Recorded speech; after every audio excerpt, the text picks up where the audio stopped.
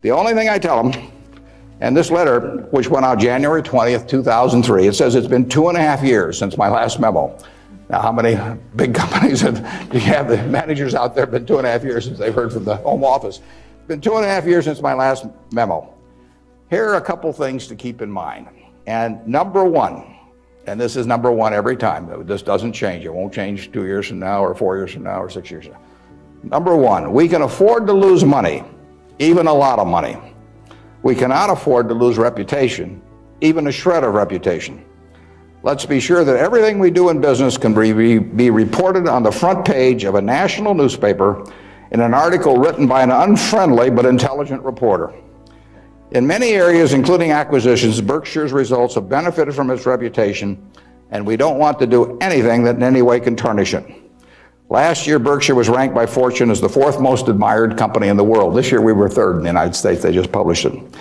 It took us 37 years to get there, but we could lose it in 37 minutes.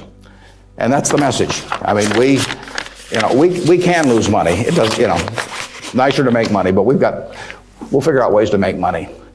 But we can't lose a shred of reputation, because you don't get it back. And you can, I said 37 minutes, but you can lose it a lot faster than that. You can lose it in 5 minutes. And in fact, I was talking to Bruce coming in, and he did some work around Salomon Brothers, and I went back there 11 years ago because this firm, it had the 2nd largest balance sheet in the United States at that time. It was a preeminent firm on Wall Street. John Goodfriend, who ran it, had his picture on the front of Business Week as the king of Wall Street. And in late in April 1991, he made a fateful decision. It was reported to him that an employee down the line had flim-flammed the U.S. Treasury, had broken some rules, tried to play games with him. And John did not report that fact to the Treasury or to the Federal Reserve or to the SEC or to anybody else.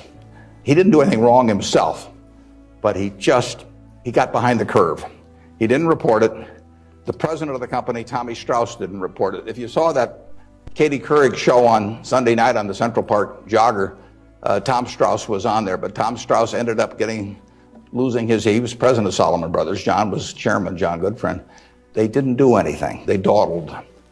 And after a few weeks, the same guy that had committed the terrible acts earlier, on May 15th, he did the same thing again at a Treasury auction. And now they were in this terrible pickle because they'd known about this on about April 28th, that this guy was a bad actor, and they hadn't done anything. And now on May 15th, he does the same thing again. And now if they go, they start feeling if they go and talk about it, that people will say, well, why weren't you in here before?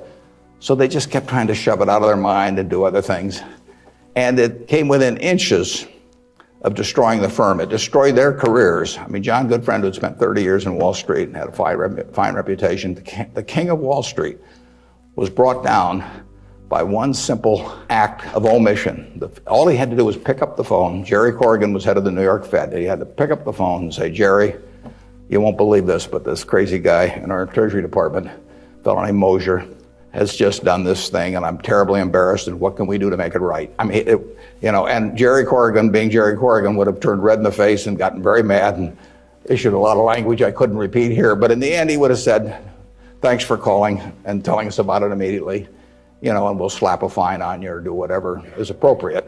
And the next day, the firm would have gone on fine, but John Goodfriend, actually, a perfectly okay guy, but he didn't act when it counted. And Tommy Strauss, who was number 2, the same way.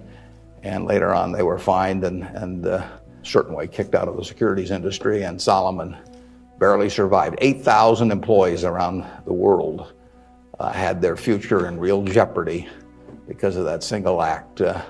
So just apply the newspaper test. That's what I tell our managers. I could have a 1,000-page book of ethics. I could have all kinds of rules and hundreds of, but in the end, just all you got to do is think about, do you really want what you're doing put on the front page of the paper tomorrow to be read by your parents, by your spouse, by your kids, by your neighbors, by your coworkers?